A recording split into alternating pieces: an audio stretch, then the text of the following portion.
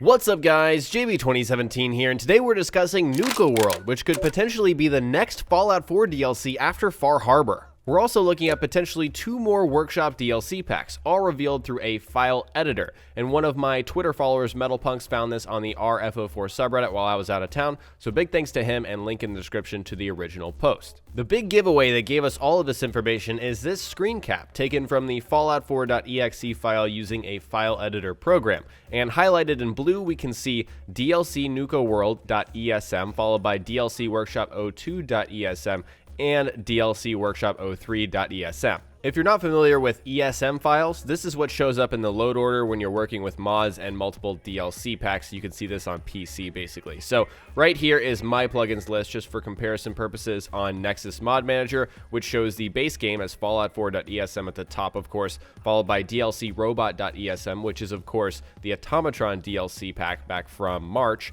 and also we've got DLC Workshop 01.esm, which is Wasteland Workshop. And the reason I showed you all this is just to show that this is a familiar format. And right now we can see that DLC NUKA World.esm along with 2 more DLC Workshop.esm files may be coming. It's in the very same format. This is legit. You can verify this, I'm pretty sure, on anyone's game as long as it's up to date. Now you may be wondering what I mean and why I'm telling you all this. What does all this mean? And logically, if we look at the way the past DLC has been named in the fallout4.exe file, then we can assume that a future piece of DLC will be named NUKA World along with 2 more Workshop DLC packs. Some people have also speculated in the past that there's going to be more than 1 Workshop DLC. I believe I made a video on that, I'm not sure, but people were wondering that because the original Workshop, Wasteland Workshop, was named DLC Workshop 01, and of course, is there an 02 and 03? There clearly is, according to this. You also may be wondering if this is possible.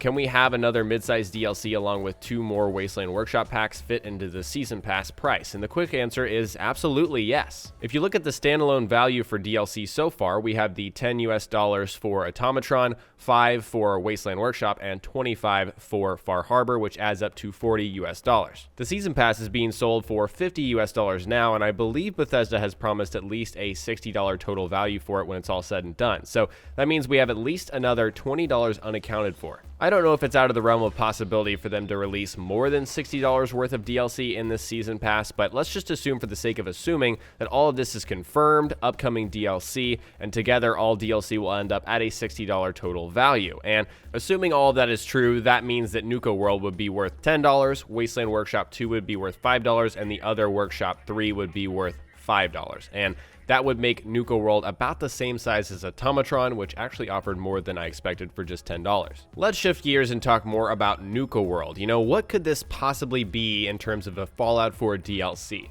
And a lot of ideas on the original post point to some sort of Willy Wonka-like theme park for Nuka-Cola. I think it's a great idea. Maybe some sort of deadly game set up by some maniac who sends you through this NUKA World, themed amusement park. He's ruling over it, and, somehow he's evil. Maybe he represents some kind of faction, maybe he's his own faction, something like that. There's a lot of cool ideas floating around for what this could be, and honestly, it all gets me really excited. I know there's been a Nuka-Cola museum, I believe, in Fallout 3, something along those lines where we've kind of learned more about Nuka-Cola, but I would love to learn even more about Nuka-Cola since it's been part of the franchise since the beginning. That's something I'd totally be into. As far as the length and pricing for NUKA World, as I mentioned, it should be at least as big as Automatron. Worst case scenario is that it's a Nuka-Cola themed Workshop DLC, but that would mean Bethesda plans to release another 2 workshops after that, totaling 4 Workshop DLCs. I really doubt that happens. Best case, however, it could be as big as Far Harbor, but I also doubt that too. From the perspective of pricing, it just doesn't make sense unless it's the last DLC they release and there's, no more workshops. We see the workshops here in the ESM files, so that doesn't make sense either. With all of that in mind, I believe it'll land somewhere between Automatron and Far Harbor on content size and price. That just makes sense. I also believe Bethesda will reveal NUKA World plus the other Workshop DLCs at their E3 press conference in just under a month. They did kind of the first wave of DLC all together. If you guys remember, all of it was revealed at once, and it was really exciting, all of the first 3 DLC packs, and then I believe they'll reveal the last 3 at E3. That would make sense to me. And hopefully I'll be able to check it out while I'm there, since I'm going to be walking the trade floor this year at E3. I'm very, very excited. Obviously, we also have to talk about the possibility of 2 more Wasteland Workshop type DLCs coming to Fallout, and there's already been a lot of controversy swirling around the first Wasteland Workshop DLC. this just adds fuel to the fire in my eyes unless Bethesda changes their plans. I've talked extensively about the value of Workshop DLC, even when mods exist. Just a quick refresher on what I feel is, what I believe. I think it's perfectly legitimate for Bethesda to release paid DLC that accomplishes something similar to what free mods can offer, just because of the ease and simplicity of it all. But the problem now is that Bethesda has also created their own modding system, through Bethesda.net, that will soon allow mods on consoles. Workshop DLC had always made sense for consoles without access to mods, but now modding will be easier than ever on all platforms, coming to Xbox One in May this month and also June for PS4.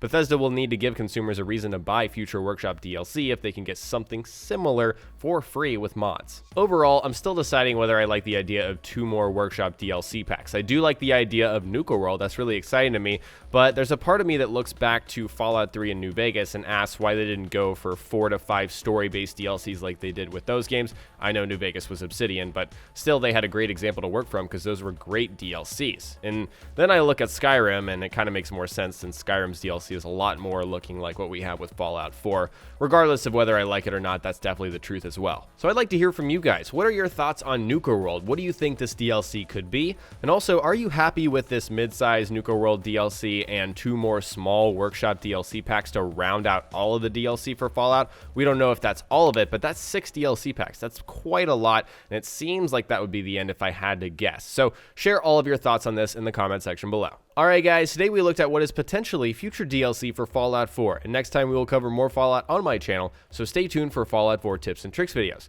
If you learned something new or enjoyed this video, remember to hit that like button. I would really appreciate it. And don't forget to subscribe for Far Harbor DLC, my survival mode playthrough, Bethesda.net mods, and general tips and tricks videos. Talk to you guys next time. Peace!